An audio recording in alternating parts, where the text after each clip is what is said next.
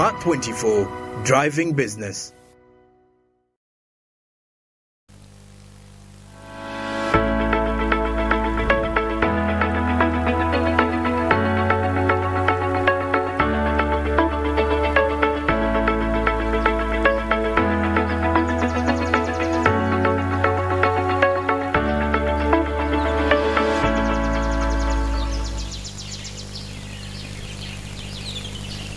All right, now investment and savings have been made easier with the platform known as Zabo. Zabo says your money is your future. My money, my future. Powered by Altex East Africa, it is as easy as possible for you to invest in bonds and securities. At the minimum of 15,000 Ugandan shillings, you can quickly invest your money into something that is very productive for your business. Powered by Altex East Africa, which says do something new for yourself, and clearly it will be something that you will venture into, definitely. Zabo, my money, my future. Markets are open at 8:15 a.m. East African Standard Time and closed at 3:15 p.m. East African Standard Time on a daily. These markets are closed every single these markets are closed every single public holiday as well as during weekends, so you should not be expecting to invest during that time. But anyway, during the other times, you can clearly open up and invest in bonds and securities. Meanwhile, before you invest in any bond, remember to register first with your national identification number, that is your NIN, and then clearly that is by dialing *292# for the MTN subscribers. After that particular registration, in the next 24 hours, you'll be ready to register with Zabo with a minimum of 15,000 Ugandan shillings. That is as simple as it gets to be. So Zabo says, my money, my future. So do something new today, courtesy of Altex East Africa. Make your money count. Don't just save, but save for investment. Okay, now let's get into the SMB Karibu East Africa. Karibu East Africa, welcome on board to Smart Main's Business. This particular morning, we have 3 reports coming in from the East African region, out of which we start with Burundi, as the Burundi banks on CRDB in women and youth programs. How about this particular one? The President of the Republic of Burundi, Evariste Ndayishimiye, invited the CRDB bank to come up with financial programs that focus on youth and women in his country. Now, President Ndayishimiye said that did say this recently when he received the delegation of CRDB banks, the CRDB banks officials led by the Chief Executive Officer Abdul Majid Nsenkela. So a statement obtained in Dar es Salaam yesterday saying that the invitation did follow 10 years of the bank's successful operations in his country, whereby it has provided financial education and services, of which these services have changed the lives of Burundians in a number of ways. The CRDB bank has got a subsidiary in Burundi, which was established in 2012. So Burundi is banking on CRDB to reinforce and grow the women in business and also sponsor the youth programs within the country. How possible will that be? Evariste Ndayishimiye, president to Burundi, believes that this will be a kickstarter for development within Burundi, a country that is economically struggling. That if they push for the youth programs and funding into the women initiatives, then clearly the CRDB will be having a very huge stake to help the development of Burundi as a country. Now, to the land of Hakuna Matata, the Kenyan court quashes law allowing home buying with pension savings. This is, according to the Kenyan government, is planned to accelerate its affordable housing agenda, and this particular one has suffered a setback in court after a judge quashed a law that allows members of retirement schemes to use a portion of their savings to purchase residential houses. The court also stopped the implementation of enforcement of the amendments which had been introduced to the Retirement Benefits Act number 3 of 1997, which allowed the retirement benefits industry to help fill the housing gap. Justice Anthony Ndugu found that the amendment of the law was achieved through an irregular and flawed parliamentary process because the MPs had apparently failed to allow public participation in the enactment process of this particular law. The amendment was introduced through various tax laws and the Tax Laws Amendment Act of 2020 to be more precise, which came into effect on April 25th, 2020. And the objective was to cure the large housing gap within the country. The Kenyan government's aim is in amending the law was to boost home ownership, as well as looking at lifting the sluggish property market by enabling members of retirement schemes to purchase and own homes using their savings. Also, on the other hand, changes to pension loans were also meant to make it easier for individuals to buy their first homes, given that most Kenyan households are unable to raise the minimum house purchase deposit or afford the typical monthly mortgage payments within the country of Kenya. So clearly, if you're to look at the scope of how things are moving, these are some of the things that are making headlines from Kenya. Now, this particular law is going to be, has been quashed. Now, it is going to allow home buying with pension savings. So if you have your pension savings, for example, with the NSSF, it is easier for you to buy your home or to set up infrastructure for yourself, a personal infrastructure, a personal retirement home in one way or the other, an apartment or so. So clearly, this has happened after the court has quashed the law. So the Kenyan government's plan is to accelerate affordable housing agenda for the citizens of Kenya. Lastly, from Karibu, East Africa, meanwhile, let's look at what is making headlines from Rwanda. Rwanda is holding the Tourism Week to boost the sector recovery within the region. So when you look at the situation whereby the region has been facing some of these huge challenges, the Rwanda Chamber of Tourism launched the 2022 edition of the Rwanda Tourism Week, which officials have apparently said it's expected to help boost the sector's recovery. If we were to look at the tourism sector in numbers, clearly, not all the African countries survived during the COVID-19 pandemic. Well, pretty much on the good side, Rwanda's tourism sector has been taking shape with the fact that the president has gone on to invest in football clubs such as Arsenal and Paris Saint-Germain to ensure that the Visit Rwanda logo is seen somewhere, or the Visit Rwanda agenda is seen amongst the Europeans, and this has increased the volumes of tourism within the country. Now, this particular tourism week started from November 26th, and it will come to an end on December 3rd. The week-long event is marked under the theme adopting innovative approaches to boost intra-Africa travel as a drive for tourism business recovery.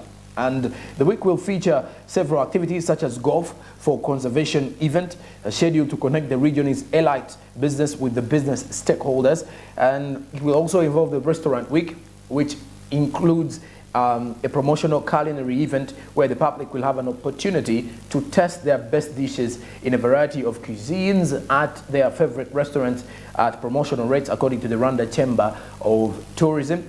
Then also, about 17 selected restaurants are participating in the promotional campaign in Kigali, that is the capital of Rwanda. Rwanda lost $10 million or around 10% of estimated revenues due to the COVID-19 pandemic after about 20 conferences scheduled between March and April that were cancelled due to COVID-19 restrictions. Before wrapping up, this year's Tourism Week will convene leading African business leaders in Kigali in a forum that is set to share insights on different strategies which can enable tourism and travel to recover ably due to the shocks that were brought about by COVID-19 steadily. But also, on the other hand, it will also encourage inclusivity and sustainability, as well as reconnecting tour operators, travel operators, and also the stakeholders within the East African community tourism sector. So when you look at the African continent and beyond, the tourism sector is one of those that is being looked at to recover ably by next year. So also, on the other hand, roughly 2,000 local and international delegates have already reported and have already checked into the Tourism Week in Rwanda. So as you can see, they were expected to attend, and quite a number of those are already in Rwanda with the ongoing Tourism Week. This is steadily looking at the recovery of the tourism sector, where stakeholders across Africa are taking part in Tourism Week in Kigali, Rwanda. So when we look at the tourism sector, the mere fact that Rwanda lost 10% due to COVID-19 and roughly $10 million due to COVID-19 after those particular conferences that were cancelled out. One will ask, if a conference is cancelled out, how does that tap into the tourism sector? Look at the hotel industry, also look at the lodges, and also look at the potential that would come after these conferences had been held, because these particular visitors or delegates normally go through the country to at least view some of this particular beautiful scenery that is more foreign exchange coming into the country, and of course competing with the other sectors, and as well contributing steadily to the GDP of the country. So the tourism week in Rwanda is steadily something that is looking at recovery of the entire tourism sector, with the key stakeholders of the tourism industry across Africa taking part in this particular long week event, which started on the 26th of November, and it will be coming to an end on 3rd December. So from Saturday to Saturday, that is a full week of discussions to do with tourism. And of course, when we talk tourism, also the discussions of tourism in Uganda are quite many. That is one of the reasons as to why, if we are to look back, not only benchmarking on the tourism week in Rwanda, also our tourism sector has got a lot of shaping up that is needed to ensure that the recovery is possible. And that is from the Karibu East Africa update. Let's get more now from the SMB International News to see what is making headlines away from the continent and at the continent as well.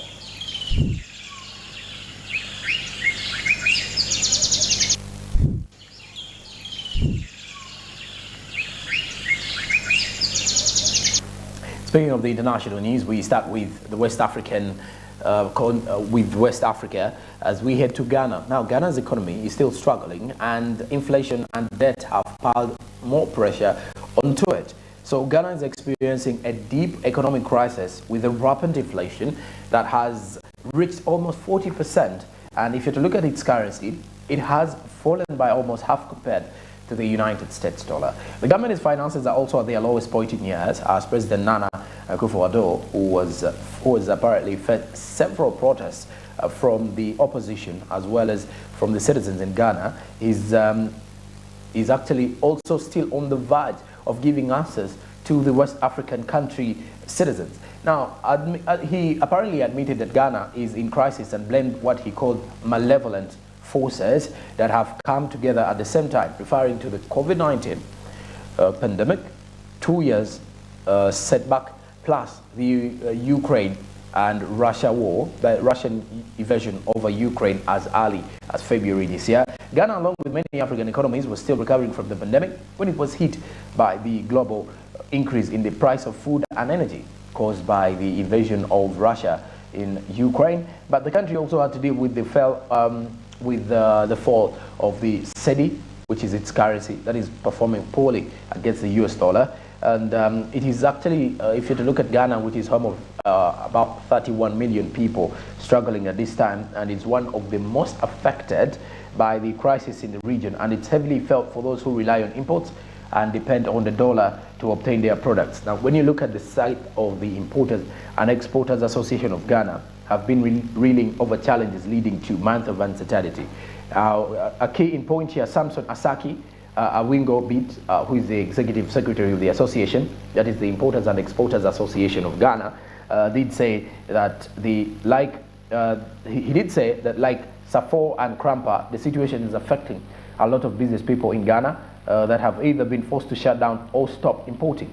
Now, when you look at the answers coming in from Ghana's government, is that the government blamed the pandemic and the war in Ukraine as some of the drivers of the economic crisis. But the analysts think that the poor performance of the country to help investors to make business is also another factor to consider. Just a few days back, the legislators in Ghana's parliament were asking the chief finance minister to resign simply because of the economic crisis that they are facing as a country. Now, Louis Yao, a full and international trade analyst, said infrastructures, development, the energy prices, as well as business governments, that is how simple it is to do business in the country, and they are influencing the decision of investors. So he believes that the government has to check on one, energy prices, talk about infrastructure development, and as well as look at business governance. Now, Ghana's cost of living has risen exponentially, with inflation reaching almost 40%, and this is one of the highest levels in the last years. Last week, if you were to look at this, the government said it has agreed on a debt management strategy with the International Monetary Fund as the country faces high risk of debt distress. The country's finance minister, Kenny Ofori-Atta, told the parliament that to deal with the crisis, Ghana will freeze hiring of public and civil servants, among other measures, to see that at least the money is going on to solve some other challenges within various sectors of the economy, not only paying legislators and also the public servants. So they want to freeze hiring of public and civil servants, and also cut some budget, also do some budget cuts in there, because they believe that will also safeguard the economy. That is according to the Finance Minister, Kenny Ofori-Atta, who is also under pressure to either resign or find a solution on how to go by this particular crisis in Ghana. We're heading to South Korea, meanwhile, with the international news now, as South Korea is set to hold fast talks with striking cargo truck drivers. And their first ever meeting was yesterday. So when you look at this one, South Korea's government did meet a striking truckers union for the first of the talks which was held. And this is going to be first of the 5-day nationwide talk, as supply chain glitches have worsened and concrete running out at building sites. This particular South Korean government has apparently said that it estimates daily losses at about 300 billion won, that is roughly 224 million US dollars, as supplies of cement and fuel for filling stations have continued to run short. Then they've also raised warning of cargo transport disruption, which is at the highest level for now. But the union held out little prospect of a breakthrough in the second major strike within less than 6 months. Thousands of truckers demand better pays and working conditions. The strike is disrupting industrial activity at a time when Asia's fourth largest economy, which is dependent on exports, faces lower than expected growth next year, with the central bank having downgraded its 2023 forecast to 1.7% from 2.1%. Now, Yoon, who has criticized the strike as taking the nation's logistic hostage in the face of an economic crisis, will hold a cabinet meeting on Tuesday to consider ordering the truckers to return to their jobs, according to what his office said. The law allows the government to issue such an order during a serious transport disruption, because they do believe that there has been failure to comply among some truckers. So the government has decided to as well put a punishment with up to 3 years in jail or a fine of up to 30 million won. Now, 30 million won is approximately 22,550 US dollars. So the strike organizer, Cargo Truckers Solidarity Union, has criticized the government for being unwilling to expand a minimum pay system beyond a further 3 years, instead of meeting union demands to make it permanent and widen its scope. So container traffic at various ports within South Korea was 21% of normal levels by 10 a.m. yesterday. The Transport Ministry revealed that this was against the Friday's recorded figure of 49%. Lastly, from the international news, meanwhile, now let's head to what is making headlines from China, as oil prices erased the 2022 gain as China's protests spark demand worries. Oil prices fell close to their lowest this year on Monday, as the street protests against strict COVID-19 curbs in China continued. The world's biggest crude importer, that is China, stopped concern over the outlook for fuel demand within the country. Brent crude dropped by $2.67, that is 3.1%, to trade at $80.96 a barrel that is at 1:30 Greenwich Mean Time, having dived more than 3% to $80.61 earlier in the session, for its lowest since January this year. So the United States West Texas Intermediate crude slid at $2.09. Now, both benchmarks, which hit 10-month lows last week, have posted 3 consecutive weekly declines, and markets appeared volatile ahead of an OPEC Plus meeting this weekend and a looming G7 price gap on Russian oil. So also, on the other hand, if you look at that, China has stuck with President Xi Jinping's zero COVID policy, even as much of the world has lifted most restrictions. Now, hundreds of demonstrators and police clashed in Shanghai on Sunday night as protesters over the restrictions fled for a third day and spread to several cities. Now, the Organization of the Petroleum Exporting Countries and allies, including Russia, a group known as OPEC Plus, will meet on December 4th in October. That is, in October, OPEC Plus agreed to reduce its output target by 2 million barrels per day through the year 2023. Meanwhile, a group of 7 and European Union diplomats have been discussing a price cap of Russian oil of between $65 and $70 a barrel, with the aim of limiting revenue to fund Moscow's invasion of Ukraine, that they believe if they weaken Russia economically and turn to other alternatives, then Russia will have to cease fire in Ukraine. However, the European Union governments were split on the level at which to cap the Russian oil prices, with the impact being potentially muted. So oil energy prices still another big challenge. But when you look along the African continent, energy, if you're to look at the fuel prices, have steadily decreased, and that is something most of the governments have been working upon to clearly see how they mitigate these particular issues in one way or the other. So it is something that we should steadily look at and be thankful for as we're heading into the festive season for that. But on the global scale, most of the European countries and the world superpowers are looking at how they can weaken Russia's economy. We're looking at alternatives and setting up different price caps for a situation to see that they contain the Russia and Ukraine war, because most of the money that is funding the war still is coming in from the gas and energy sector that Russia has to provide to other countries. That's it for the international news meanwhile, and thank you very much for sticking around to Smart Means Business. To the second hour, we've got lots of what is making headlines into the world of business. We have the developing story coming up shortly, the social media trends, looking at the trends that have been making headlines in the world of business. What are those? Just stick around, we have more of that to come. And at 8 strictly, we shall be having the business quotes and the business tips to usher you to a brand new fruitful day of Tuesday as you get that money, as you open up that shop, or as you are preparing to get your first client, or as you are sealing that deal. But just a quick one, we are on mainstream channel 394 on GoTV, then DSTV channel 372. Do remember also our website is www.smart24.tv and the YouTube channel is Smart24 TV Live. Please do remember to subscribe and also link with us on LinkedIn so that we can understand more of the business scope together. We are everywhere in East Africa and we are driving business because that is what we do 24/7. This is SMB and I'm Jerome Paul Sanko. Good morning.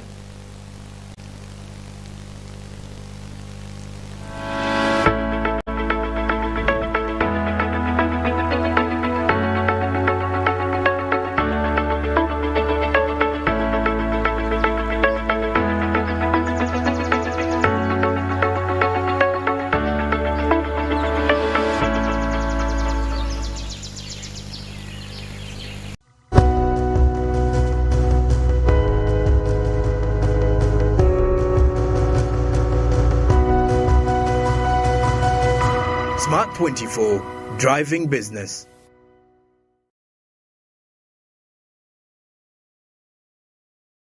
Say